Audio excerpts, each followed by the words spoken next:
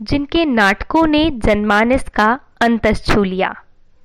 पुरखा के सुरता में आज हम याद कर रहे हैं टिकेंद्र नाथ टिकरिहा को।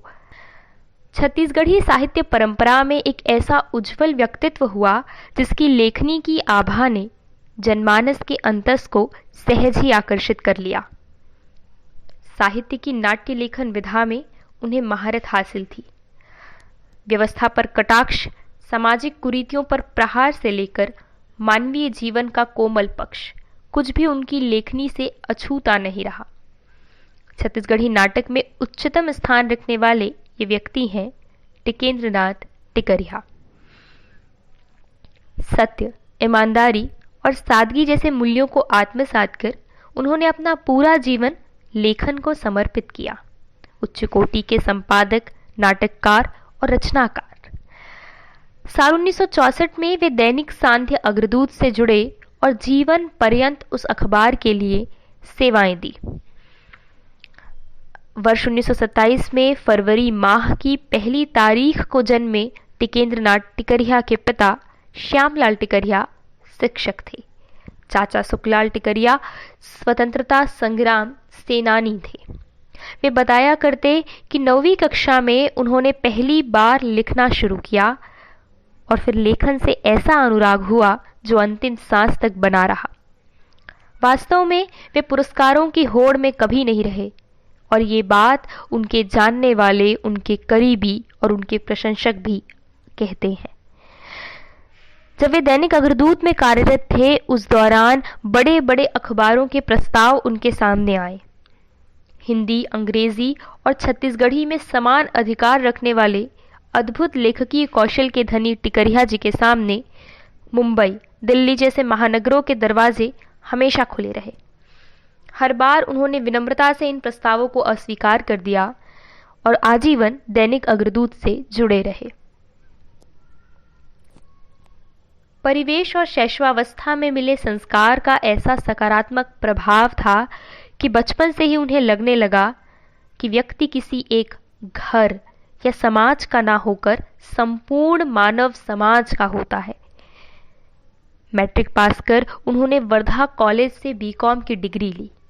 वर्धा में अध्ययन के दौरान गांधी जी के विचारों का, उनके साहचर्य का उन पर ऐसा असर हुआ कि आजीवन उन्होंने मोटी खादी का वस्त्र ही उपयोग किया।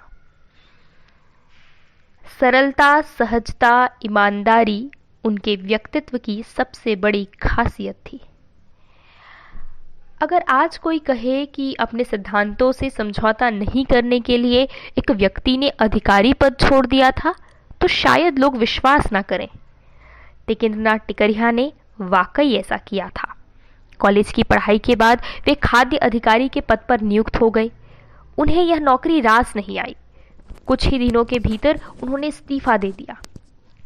सिद्धांतों के लिए टिकेंद्र नाथ टिकरिहा जैसा व्यक्ति रोजगार को भी ताक पर रख देता है। क्या आज के युवा ऐसा करने की कल्पना भी कर सकते हैं? आज युवाओं के सामने ऐसे आदर्शों को रखने की जरूरत है जिससे सिद्धांतों पर उनका विश्वास अचल रहे। आइए थोड़ी बात करते हैं टिकेंद्र नाथ टिकरिहा के रचना संसार की। उन्हें नाटककार के रूप में विशेष तौर पर स्मरण किया जाता है। गवैया उनके द्वारा रचित पहला नाटक है। पहली बार इसका मंचन डॉक्टर खूबचंद बघेल के गांव पथरी में हुआ। जनसमूह ने इस नाटक की अपार सराहना की। भिलाई इस्पात संयंत्र और वहां के गांव के किसानों के विस्थापन पर लिखे गए गवैया नाटक को छत्तीसगढ़ी साहित्य की अमर कृतियों में शामिल किया गया। इस नाटक का मंचन रंगमंदिर रायपुर समेत राज्य के कई स्थानों पर हुआ। टिकेंद्र नाथ टिकरिहा ने 100 से भी अधिक नाटक लिखे, जिनमें गवैया, साहूकार ले छुटकारा, पितरपिंडा, सऊत के डर, नवा बिहान और चूना उल्लेखनीय है। उनके 13 नाटकों का प्रसारण आकाशवाणी से हुआ।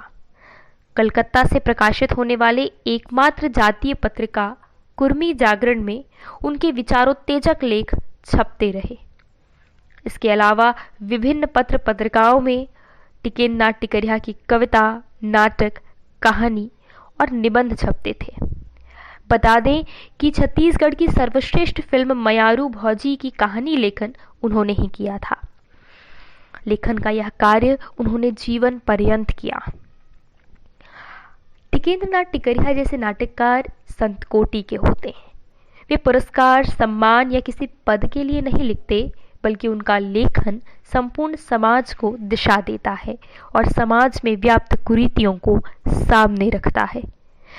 सवाल यह है कि राज्य बनने के इतने वर्षों बाद भी टिकेंद्र टिकरिहा जैसे साहित्यकारों की रचनाओं को संरक्षित करने, उन्हें जनसामान्य के सामने रखने की दिशा में कदम क्यों नहीं उठाया जा सका? क्यों सरकारें छत्तीसगढ़ के एक महान नाटककार को भूल गई हैं? टिकेंद्र टिकरिहा का पूरा जीवन हांडीपारा स्थित उनके पैतृक निवास में गुजरा। वह घर सिर्फ घर नहीं, बल्कि सैकड़ों डॉक्टरों, इंजीनियरों के लिए आश्रय स्थल रहा। छत्तीसगढ़ के स्वप्नदृष्टा डॉक्टर खूबचंद बघेल, आध्यात्मिक जगत सूर्य स्वामी आत्मानंद, रंगकर्मी हबीब तनवीर, लक्ष्मण मसूरिया इत्यादि सभी लोग टिकेंद्र नाथ टिकरिहा के उस घर में अक्सर आते और फिर देर तक चर्चा चलती। टिकरिहा जी की साहित्य साधना अविराम चल सकी तो इसका बड़ा कारण यह भी था कि घर की सारी जिम्मेदारी उनकी धर्मपत्नी पूर्णिमा टिकरिहा ने उठा ली थी। श्रीमती टिकरिहा आज भी उसी घर में रह रही हैं।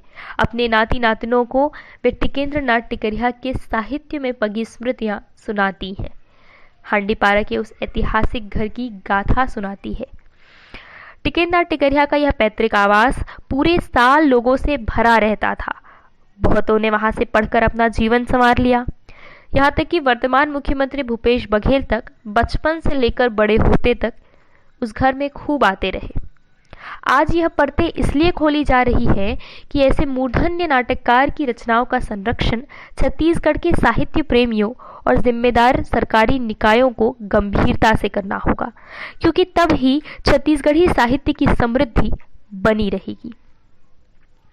सरलता, सहजता, त्याग, निष्ठा, ईमानदारी जैसे मूल्यों को आचरण में ढालने वाले, लेखन से समाज के गूढ़ सत्य को उद्घाटित करने वाले ऐसे नाटककार टिकेंद्र नाथ टिकरिहा साहित्य के आकाश में सदैव सितारा बनकर चमकते रहेंगे।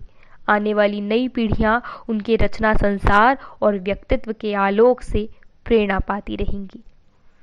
आप सुन रहे थे टिकेंद्र नाथ टिकरिहा की स्मृति कथा। आवाज दे रही थी मैं नम्रता वर्मा, भारतीय जनसंचार संस्थान, नई दिल्ली से।